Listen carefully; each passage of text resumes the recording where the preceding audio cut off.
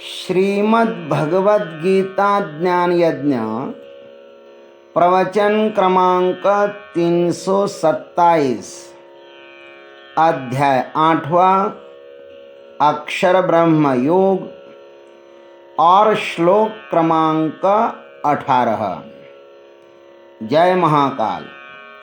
ओम त्र्यंबकं यजामहे सुगंधिं पुष्टिवर्धनम् उर्वारुकमिव बन्धनान् मृत्युर्मुक्षीयमामृतात्। सदाशिवसमारम्भान् शङ्कराचार्यमध्यमाम् अस्मदाचार्यपर्यन्तां वन्दे गुरुपरम्पराम्। समस्तजनकल्याणनिरतं करुणामयम् नमामि चिन्मयं देवं सद्गुरुं ब्रह्मविद्वरं वसुदेवसुतं देवं कंसचानूरमर्दनं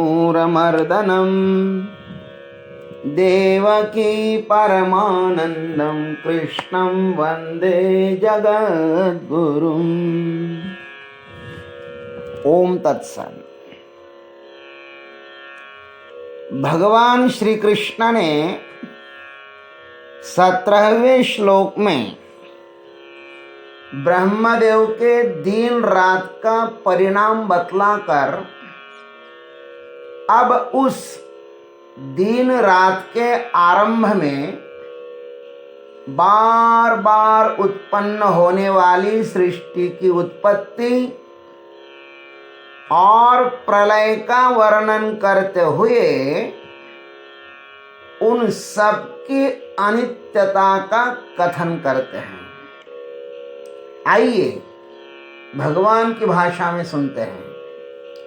अव्यक्ताद्व्यक्तयः सर्वाः प्रभवन्त्यः रागमे रात्र्यागमे प्रलीयन्ते तत्रैवाव्यक्तसंज्ञके। ओम तत्सत्। अन्वयार्थ। अहरागमे अव्यक्तात् सर्वः व्यक्तयः प्रभवन्ति। सर्वचराचरात्मक सृष्टि ब्रह्मा जी के दिन के आरंभ काल में अव्यक्त माने ब्रह्मा जी के सूक्ष्म शरीर से उत्पन्न होती है और रात्र्यागमे तत्र एव अव्यक्त संज्ञे के प्रलयन्ते। और ब्रह्मा की रात के आरंभ काल में उसी अव्यक्त माने ब्रह्मा जी के सूक्ष्म शरीर में लीन भी हो जाती है। यह श्लोक का सरल अर्थ हुआ। आइए अब इस पर विस्तृत चिंतन करते हैं। यथामति यथाधीतम और यथाश्रुतम। अहरागमे अव्यक्तात् सर्वः व्यक्तयः प्रभवन्ति। सृष्टि के उत्पत्ति के विषय में भगवान यहाँ पर चर्चा करते हैं। सृष्टि के संबंध में अनेक वाद हैं। हमारे ऋषि मुनियों ने सृष्टि को जब खोजा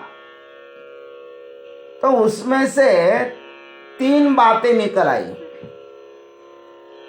एक आरंभवाद निकल आया, एक परिणामवाद निकल आया और एक विवर्तवाद।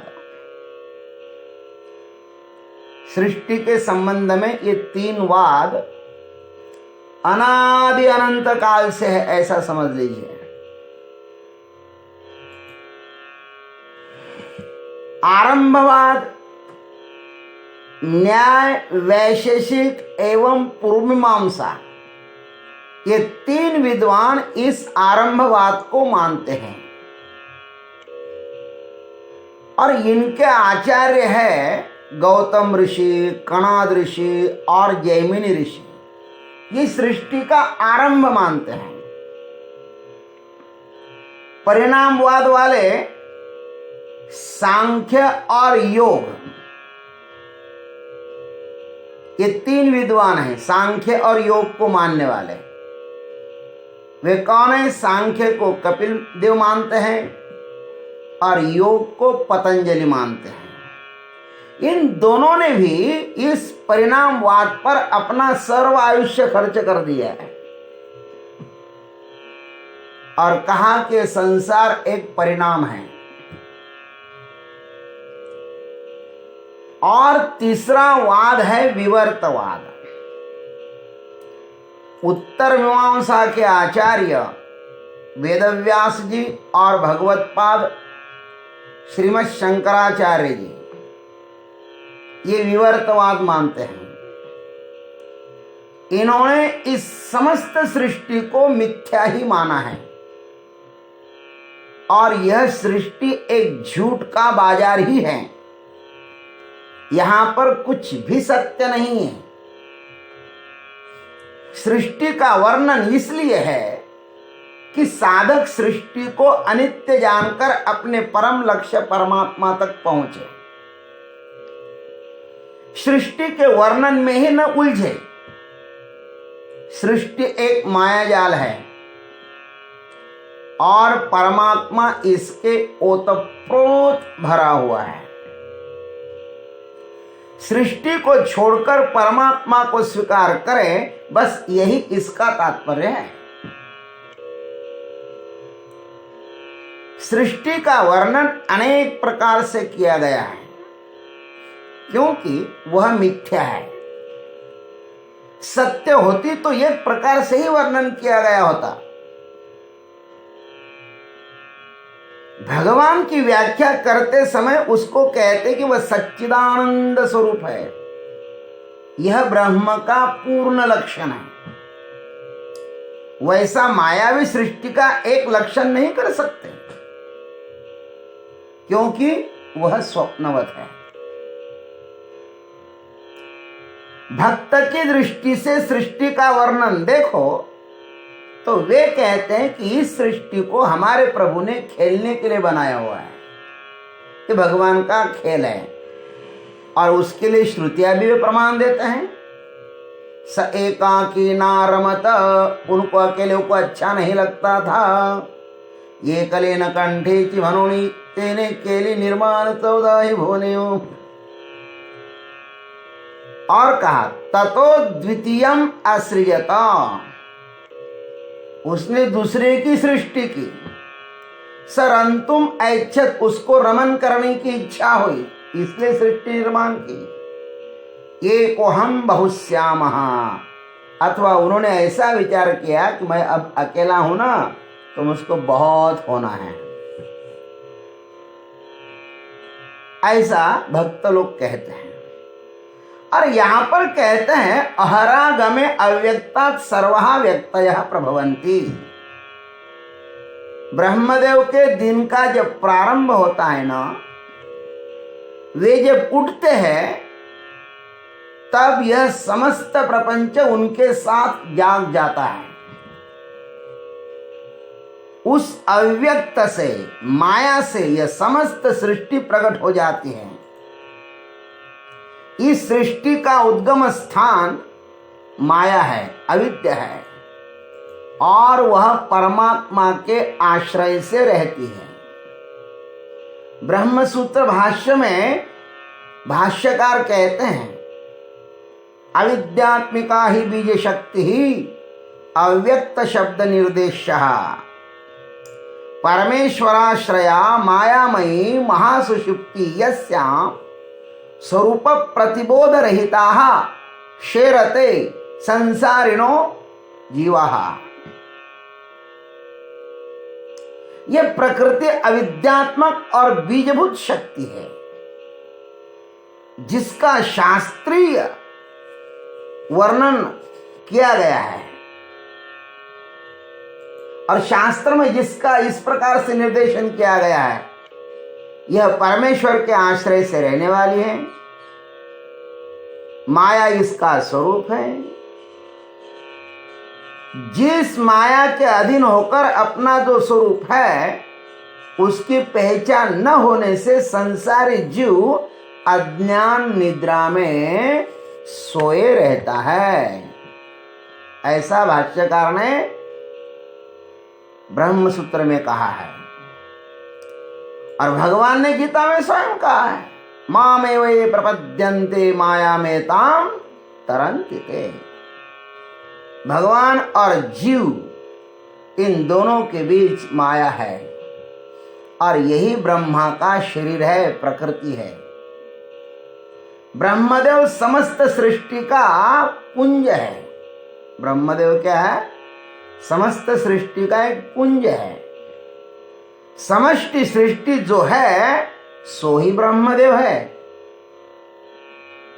जब वे जागते हैं तो समस्त भूत सृष्टि जाग जाती है और यह सृष्टि ब्रह्मदेव में वैसे ही लीन हो जाती है और प्रकट हो जाती है जैसे शरद ऋतु के प्रारंभ में बादल आसमान में घुल जाते हैं और ग्रीष्म ऋतु के अंत में आकाश में पुनः प्रकट हो जाते हैं।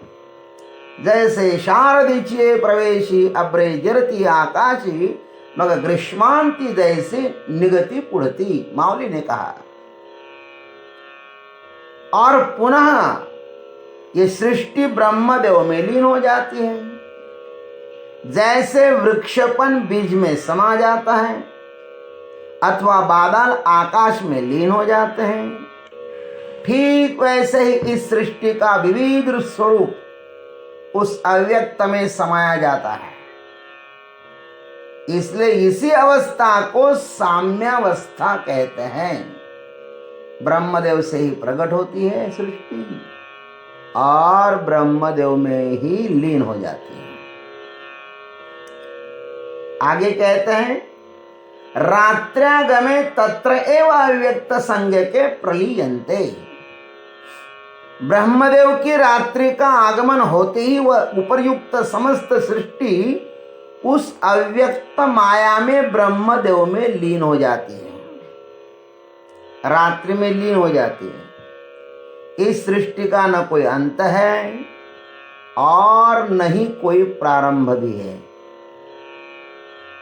हम इस सृष्टि का एक अंश है। हमें अपने पृथ्वी का इतिहास 5000 वर्ष पुराना मिलता है। उसके आगे हम लोग नहीं जा सकते हैं। लेकिन हमारे शास्त्रों में तो त्रेता युग, सत्य युग, द्वापर युग, इसकी भी चर्चा है। विज्ञान वहां तक न पहुंचे लेकिन हमारा सनातन धर्म बहुत पीछे जाता है। हम केवल 5000 पुराना इतिहास ही नहीं मानते हैं। हमारा इतिहास बहुत पुराना है। लेकिन विज्ञान को ना आगे का पता है ना पीछे का पता है। अरे भाई, हम लोग तो इतने अज्ञानी, हमें कुछ भी पता नहीं है। हमें तो वर्तमान का भी पता नहीं है। काल की गणना में वर्तमान क्या है यह कहना भी कठिन है। वर्तमान शब्द कहते कहते वो भूतकाल हो जाता है। जो भी वर्तमान माने, देखो वर्तमान है क्या, वर्तमान कहो तो तुरंत भूत हो जाता है। वर्तमान अत्यंत सूक्ष्म है महाराज, बहुत ही सूक्ष्म क्षण है, जिसे कहते ही वह भूत हो जाता है, ऐसा वर्तमान है। भागवत में 4 प्रकार के प्रलय बताए गए हैं। नैमित्तिक प्रलय, प्राकृतिक प्रलय, जल प्रलय, आत्यंतिक प्रलय। 12वें स्कंद में बात आई है। नैमित्तिक प्रलय किसे कहते हैं? जब 1000 चतुर्युगी का ब्रह्मा का दिन समाप्त हो जाता है ना, और 1000 चतुर्युगी की रात्र प्रारंभ होती है, उसमें जब समस्त जीव सोते हैं तो उसे नैमित्तिक प्रलय कहते हैं। ब्रह्मा जी जब सोते हैं तो हम भी सोते हैं, और ब्रह्मा जी जब जागते हैं तो हम भी जागते हैं। इसको नैमित्तिक प्रलय कहते हैं। प्राकृतिक प्रलय, इसमें भी 3 भेद हैं। प्रथम मनवंतर प्रलय, मनु के परिवर्तन होते समय जो प्रलय होता है वह मनवंतर प्रलय है। द्वितीय अवांतर प्रलय, सत्य त्रेता द्वापर कली, इन प्रत्येक युग के प्रारंभ में होने वाला जो प्रलय है ना, उसको अवांतर प्रलय कहते हैं।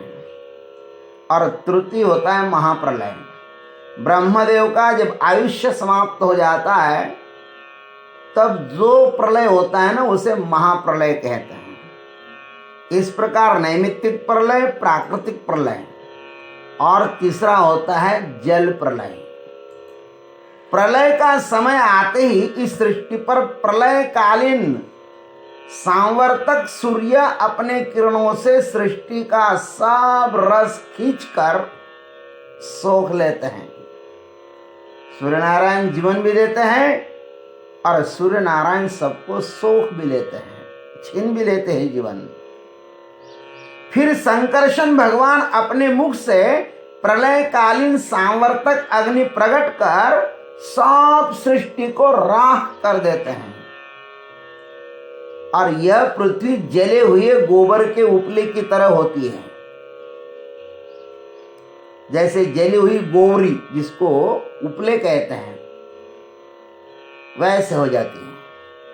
फिर संवर्तक वायु चलती है, फिर सैकड़ों वर्षों तक वर्षा होती रहती है और जलमग्न हो जाता है महाराज। पूरी पृथ्वी जलमग्न हो जाती है, सब जिधर जल ही जल। इसको ही जल प्रलय कहते हैं। और चौथा प्रलय है आत्यंतिक प्रलय। अज्ञान निवृत्ति और परमात्मा स्वरूप की प्राप्ति, यही आत्यंतिक प्रलय है। और एक प्रलय और भी होता है जिसको हम नित्य प्रलय कहते हैं, जिसका हम हर क्षण अनुभव करते हैं। एक क्षण जा रहा है, एक क्षण आ रहा है। हम अपने जीवन को झांक कर देखें तो हम सुबह उठते हैं तो हमारी सृष्टि प्रारंभ होती है, और वह सूरज जैसे जैसे बढ़ता है वैसे वैसे बढ़ती जाती है हमारी सृष्टि, और रात होते होते ही निद्रा तक हमारी सृष्टि अपने में समेट जाती है। प्रारंभ, विस्तार और लय, यह वेष्टि से लेकर समष्टि तक समान देखने में आते हैं। हमारा जन्म ही एक सृष्टि का प्रारंभ है। इसलिए तो कहते हैं ना, आप मर गए पीछे डूब गई दुनिया। एक मनुष्य का शरीर एक सृष्टि, मानो एक सृष्टि है। हमारी मृत्यु सृष्टि का प्रलय है। यह ऐसा ही अनादिकाल से चलता आया हुआ है। इन सृष्टि आदि की चर्चा स्वप्न की चर्चा की तरह है मेरे भाई। स्वप्न की चर्चा में और सृष्टि की चर्चा में कोई भी अंतर नहीं है। जब जाग जाते हैं ना अपने आत्मस्वरूप में, तब सब व्यर्थ ही बड़बड़ मालूम पड़ती है। अनादि माया सुप्त यदा जीव प्रबुध्यते, अजम अनिद्रम अस्वप्नम अद्वैतम बुद्धते तदा। इस प्रकार भगवान श्री कृष्ण यहाँ पर ब्रह्मा जी के इस दिन और रात के बारे में कहते हैं। अव्यक्ताव्यक्तयः सर्वाः प्रभवन्ति हरागमे रात्रागमे प्रलीयन्ते तत्रैवाव्यक्त संज्ञके। ओम तत्सत्। जय गुरुदेव, जय जगदीश्वर, जय जय महाकाल।